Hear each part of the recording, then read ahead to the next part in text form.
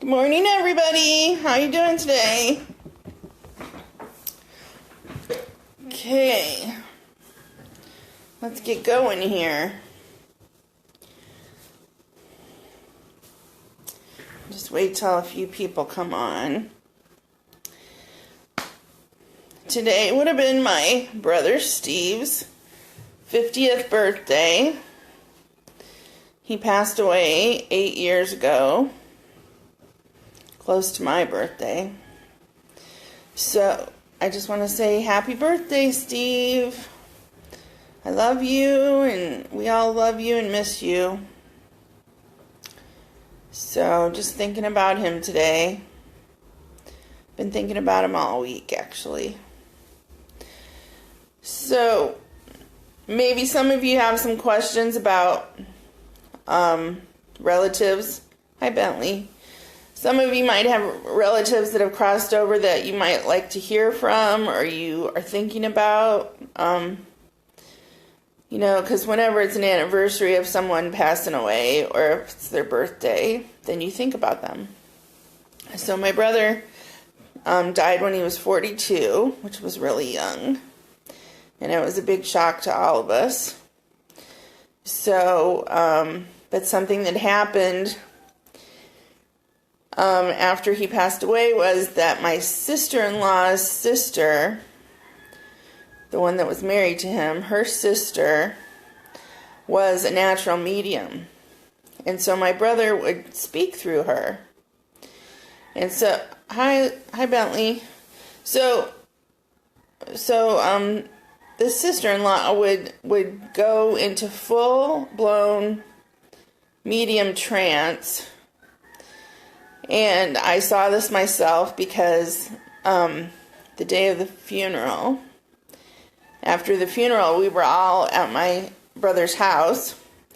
And we were on the porch, and his sister-in-law walked out on the porch, and she had a glass of tea in her hand, and I was right behind her.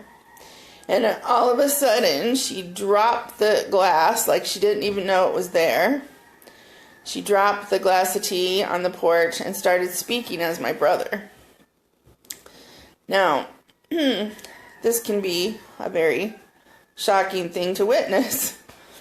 But there was no doubt in any of our minds that it was the real thing because, he would say things that only he would say or things that you would expect him to say. And she had no memory when she came out of it. She had no memory. She didn't even know what happened. So that's what's called, and she has no training or no desire to even be a natural medium, but she is.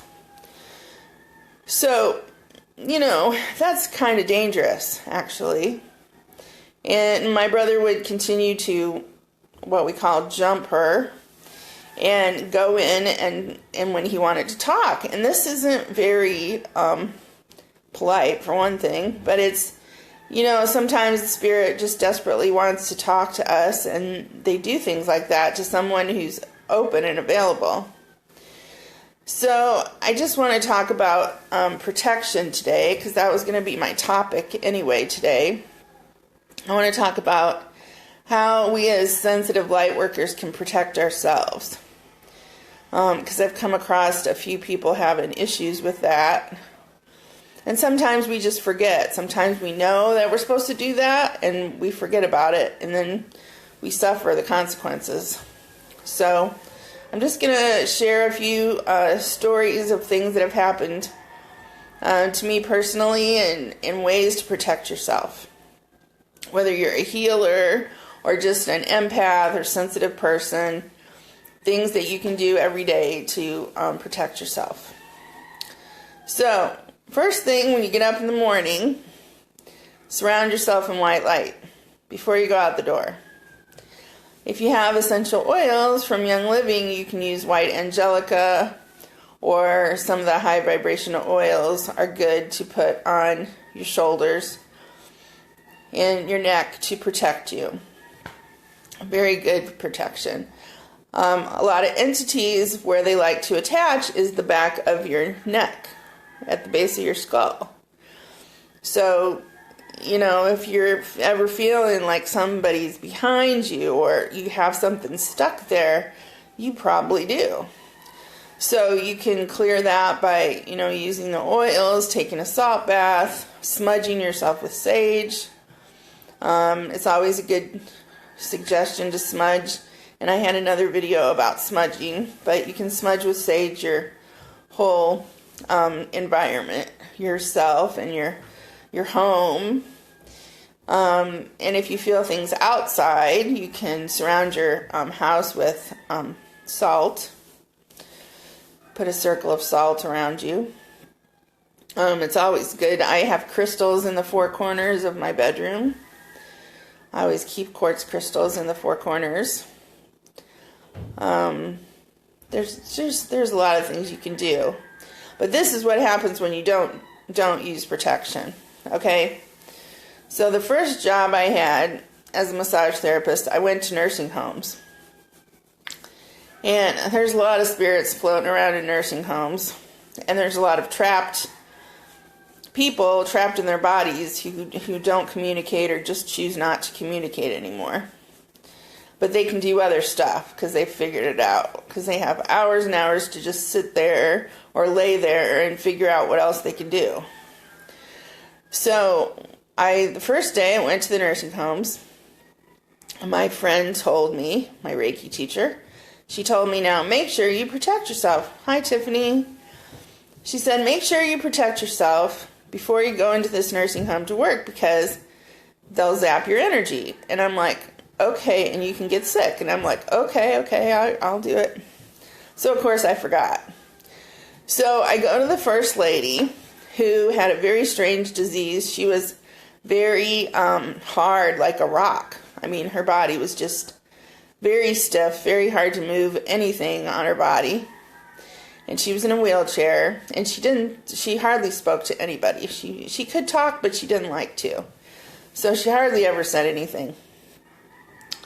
So I go in there, and I'm like, okay, I'm going to, massage you and massage your shoulders and stuff. Is that okay? And she doesn't say anything. She just looks at me. So I go ahead and start my thing, and she pees on my feet. Okay, so... And she's the kind of old lady that's looks like she came out of a horror movie, okay? Sorry to say, but she did. She was very scary looking. And she pees on my feet. And then she starts cackling, laughing, okay? Because she thought that was the most hilarious thing ever. So what do? I get sick. I'm totally nauseated. I can't stay at the nursing home. I have to leave for the day. So, never forgot to protect myself ever again at that nursing home. I went back the next time I was supposed to see her, and I walked in the room and I said, you got me last time, you got me really good. I said, but that's not going to happen this time. And sure enough, she never peed on my feet again. She never did anything else. So I'm pretty sure she was very aware of what she was doing. Besides peeing on my feet, she knew she was taking care of me so that I was not going to be happy or comfortable around her. So that's one thing that can happen, and it's a real thing. My boss at the time, she would see 3 or 4 people a day, and then she would take the next day off to, get her energy back and stuff. But one day she had a really, really difficult day with a lot of massage clients that had a lot of emotional stuff going on. That was really hard to deal with, and of course people confide in you when you're working on them. So she felt really overwhelmed at the end of the day, and she got really sick. And she lived 60 miles from our office. So she actually had to call me up and stay overnight with me that night because she couldn't even drive home. Because she had taken on all the stuff from her clients that day. So we all forget sometimes to protect ourselves, but it's really, really important. And I just want to remind everybody to start using your protection every single day with white light, Archangel Michael, whatever you need to do, because there have been some people that I know that I'm close to that are having a really difficult time, whether it's, I'm not sure what's causing it exactly, but they're kind of freaking out. And I talked a little bit about this before, but there's some people who I consider light workers who meditate a lot, who do a lot of energy work, that kind of thing. And they've become really paranoid and really scary. And they're delusional. They're saying a lot of crazy stuff, making claims that I don't think are really true. And so whatever's going on with them was very unexpected to me for that to happen with these people. And so it's just something to be aware of. And I feel horrible for them. And I hope that things change for them, but it's been going on for a while. And I don't know what's going to turn that around. So anyway, I pray for them and I send them Reiki and I hope they get better. But it's really something that's been happening that's really concerning me lately. Because I'm not the only one experiencing this with other light workers. Other people are too. So, and it could be their egos. It could be that their egos are really fighting the changes that we're all going through in the higher vibrations, and they're just kind of getting a little twisted with the whole thing. But I don't want to talk about that too much, but I'm trying to keep it upbeat. And if you have any questions, please ask me questions. But just be careful. If you see any of your friends starting to act kind of bizarre like that, it really doesn't do any good to try to talk them out of it. It's better to kind of just send them healing from a distance, because they're just very unpredictable right now. Okay, so Tiffany is my niece. She's on here, and we were talking about Steve that passed away, and how he used to come and talk to us and stuff. He doesn't do it as much anymore, but we still feel him around. I remember one time right after he passed away that he came to see me and was trying to tell me some stuff, which I heard him and stuff, but it's nice to know that he watches over us and knows everything that's going on. And I really think he led me to the mechanic that I have here on Maui, because I have a wonderful mechanic, and my brother was a mechanic, and he always worked on my car. And so I have a really nice mechanic here, and he takes really good care of my car. So I appreciate that.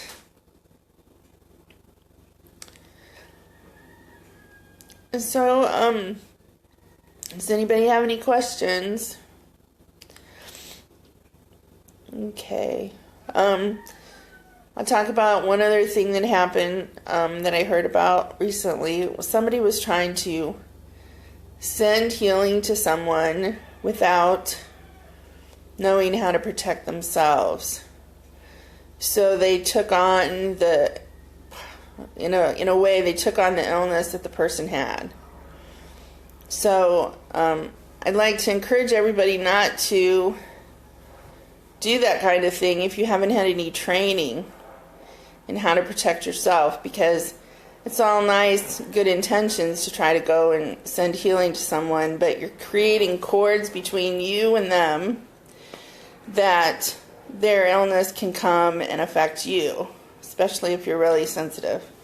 So you don't want to do that. You want to take a Reiki class or some kind of other spiritual healing class where they teach you how to separate yourselves from that person's energy and protect yourself so that you're not taking on their illness. Because, it can affect you for a long time if you don't clear it. So, there's no need to sacrifice yourself for someone else's healing, because you shouldn't be using your own energy anyway. You're using universal God energy, not your own energy. Okay. All right, well, no questions this week. I wish somebody asked Kuan Yin a question about Syria or the government or something, so I can ask her that stuff. But I can't ask her when I'm in trance myself. So if somebody asks a question, then I'll do that, and then I'll ask her about it. Okay. But maybe we'll just see what she has to say anyway. So I'm going to say the prayer.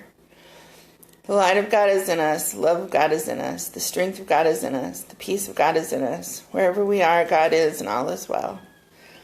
And we ask Kuan Yin and all our guides and teachers to be with us and help with this message today.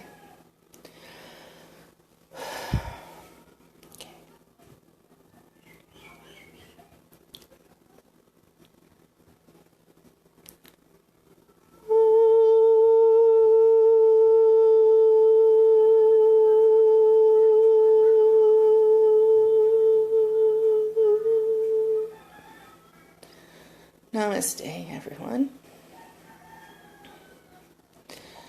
So I've been feeling all of the grief and concern this week over world events, things that are happening. And so I would like to ask you to all go in deep within your heart space and to really just connect with the love energy that is there. Just feel your divine connection with Source.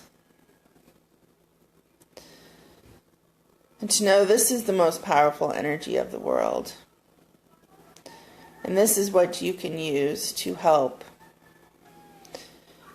And we love that you all want to help so much, and that's wonderful. And a lot of times you don't know how to do this, so I will try to explain it in the best way I can. So you go deep within to your heart space in the meditations and think of things that make you feel the feeling of deep unconditional love. Whether it's your pets or your children or your parents, whoever it may be, whatever it may be that makes you feel unconditionally loved, go into that heart space and just feel that.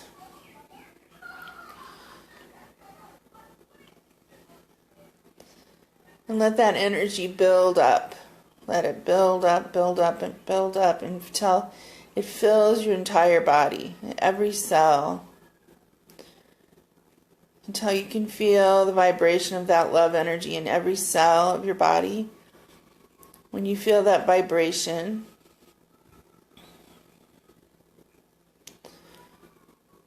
just let that fill your entire being.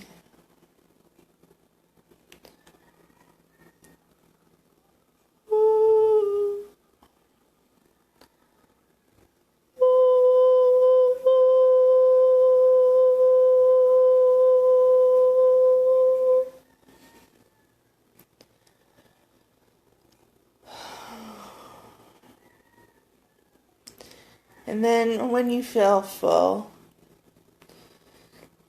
you want to project that out.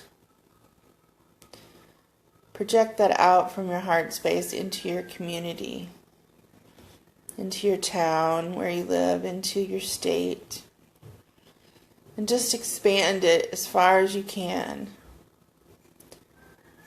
And maybe connect it with the central sun, with the sun's energy that we're pouring down all the wonderful positive feelings from the higher realms through your sun to you.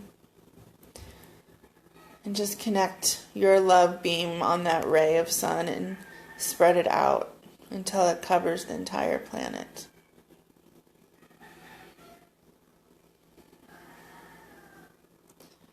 And the more of you who do this as a daily practice, there's nothing that can stand in the way of it. As the light, small light can dispel much darkness. It only takes a tiny candle flame to dispel darkness in a room. So your love lights can shine and dispel all the darkness.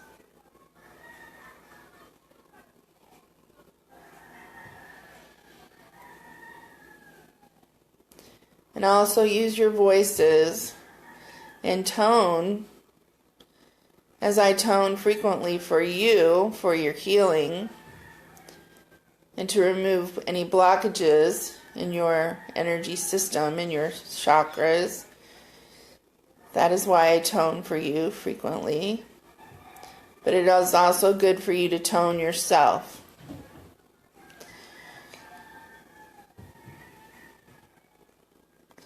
And so whenever you feel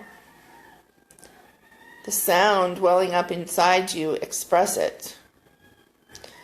Let the sounds come out. It doesn't matter whether you sound om or ooh or ah or whatever sound feels comfortable to you. Just let the sound come out. Everything is vibration. Everything, the energy, everything is vibration. So the sound is a vibration of a high frequency that can move mountains, that can build temples, that can break down walls. In ancient times, this is well known. And you've lost that technology, but you can retrieve it.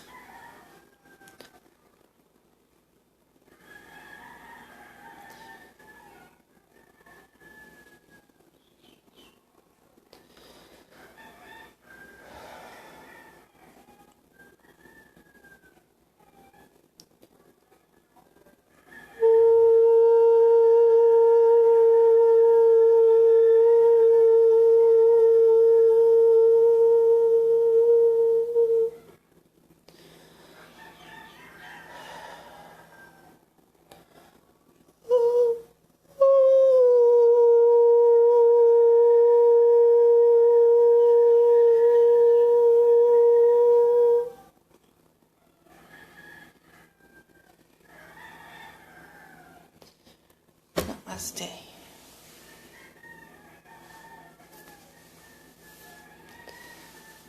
Okay. Hi, Lisa. All right. Well, I think that'll be good for today. Did anybody ask a question while I was doing that? Because I close my eyes and never know. No. Okay. All right. Well, I hope you enjoyed our talk today, and ask me any questions. There's a PayPal link on my website if you'd like to leave a donation. All the videos are posted on YouTube after I'm finished, and I'm going to teach a Reiki class here on Maui soon, so stay tuned. And I'm also almost finished with my book.